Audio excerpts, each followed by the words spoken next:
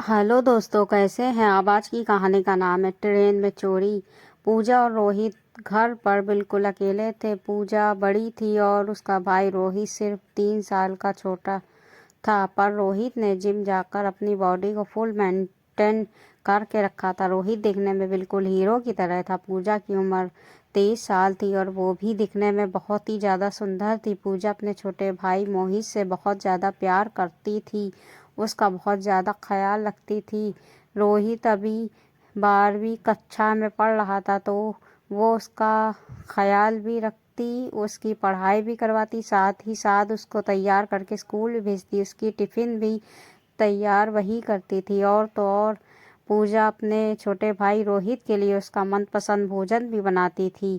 जब भी वो स्कूल से वापस आता तो हमेशा उसके लिए पूजा नए नए पकवान बनाकर रखती थी। पूजा की माँ नहीं थी, इसलिए पूजा अपने छोटे भाई का माँ की तरह ख्याल रखती थी। पूजा की माँ का स्वर्गवास 5 साल पहले ही हो गया था। पूजा के पिता एक दिन ऑफिस से घर जल्दी आ गए। पूजा के पिता सरकारी दफ्तर में काम करते थे और वो हमेशा अपने काम के सिलसिले में घर से बाहर ही रहा करते थे। लेकिन आज के दिन वो ऑफिस से इसलिए जल्दी आ गए कि उन्हें अपने गांव जाना था। वहां पर उनके दूर के रिश्तेदार का देहांत हो गया था और उनका वहां पर जाना बहुत ज़्यादा ज़रूरी था।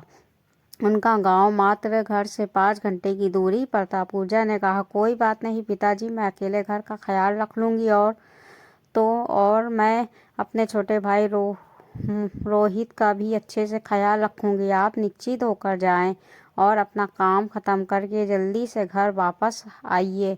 ये सारी बात सुनते ही पूजा के पिता बड़े प्रसन्न होते हैं और वो रात की ट्रेन पकड़कर 4 दिनों के लिए अपने गांव चले जाते हैं। और पूजा 4 दिनों के लिए अपने भाई के साथ अकेले ही थी। शुरुआत के 2 दिन तो बहुत ही अच्छे से कट गए, लेकिन तीसरे दिन पता चला कि उनके पिताजी को हार्ट अटैक आया है और उनको अस्पताल में भर्ती किया गया है। डॉक्टर ने कहा कि 10 लाख का इंतज़ाम अगर नहीं हुआ तो उनकी जान भी जा सकती है।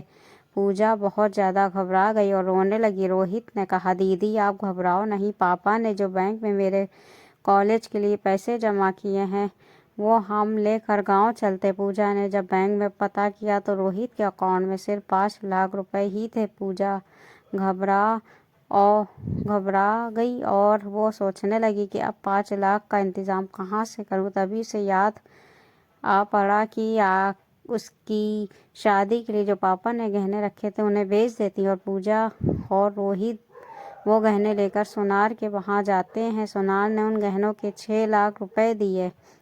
अब रोहित और पूजा के पास कुल 11 लाख रुपए हो गए थे और वो दोनों गांव जाने की तैयारी करने लगे। तैयारी होते ही वो दोनों घर से निकल गए, पर बैंक से पैसे निकालने और गहने बेचने के चक्कर में रात के 9 बज चुके थे और देर रात 9:30 बजे ट्रेन आ गई। जब पूजा और रोहित ट्रेन में चढ़े तो उनकी सारी सीटें खाली थी। पूजा को उस माहौल में थोड़ा अजीब लग रहा था। तभी रोहित कहने लगा, दीदी डरो मत, मैं हूँ ना। छोटे भाई की ये बात सुनकर पूजा को तसल्ली मिली और कुछ ही देर में वहाँ एक औरत आ गई। पूजा ने उस औरत पर ज़्यादा ध्यान नहीं दिया, पर रोहित बार बार उसी औरत को देखता जा रहा था। कुछ देर उस रोहित को प्यास लगने लगी। तभी उस औरत ने रोहित को पीने के लिए पानी दिया और बाद में पूजा ने भी पानी पिया। थोड़ी देर बाद पूजा वॉशरूम में गई। पूजा को वॉशरूम में देर लग गई तो रोहित उसके पीछे पीछे आ गया। तो पूजा ने उसे डांटते हुए कहा, तुम यहाँ क्या कर रहे हो, तुम्हें सामान और पैसों का ध्यान रखना चाहिए था। तब रोहित ने कहा कि दीदी मुझे आपकी चिंता होने लगी थी, और वो दोनों जाकर अपने सीट पर बैठ गए। दोनों भाई बहन ने अकेले रात में पहले कभी सफ़र नहीं किया था, इसलिए थोड़ा अजीब लग रहा था। अब 2 घंटे बीत चुके थे, सिर्फ 3 घंटे ही और ट्रेन में बिताने थे। अब उन दोनों को नींद आने लगी थी और उन्होंने सोचा क्यों ना थोड़ी देर झपकी ले लेते हैं, और दोनों भाई बहन सो गए। और जब उनकी नींद खुली तो सुबह के 5 बज रहे थे। ट्रेन उनके गांव से बहुत दूर पहुंच चुकी थी। उन दोनों का सारा सामान गायब हो चुका था और जिस पैसे से पापा के इलाज होना था वो 11 लाख रुपए भी गायब हो चुके थे। अब पूजा और रोहित को सब समझ में आ रहा था कि वो औरत आई थी उसने पानी में कुछ मिला दिया था और इन दोनों ने जब पानी पिया तो वो बेहोश हो गए। पूजा और रोहित ट्रेन से उतरे और उन्होंने टीटी को सारी बातें बताईं और एफआईआर दर्ज हो चुका था। टीटी ने उनको वापस ट्रेन में बैठाया और वो अपने गांव खाली हाथ पहुंचे। गांव पहुंचने के बाद पता चला कि कुछ घंटे पहले ही उनके पिताजी का निधन हो चुका था। पिताजी के देहांत के 2 साल बाद रोहित को पिताजी की नौकरी मिल गई और उसने पैसे कमाकर अपने बहन की अच्छी जगह शादी कर दी। तो देखा आपने, ट्रेन में कभी भी सफ़र करते हुए एक दूसरे का सामान का ख्याल ज़रूर रखें और अपने सामान की रक्षा करें। दोस्तों, ये कहानी को लेकर आपकी क्या राय है? कहानी अच्छी लगी है तो कहानी को लाइक, सब्सक्राइब, शेयर ज़रूर कर दीजिएगा। मिलते हैं अगली हिंदी कहानियों के साथ।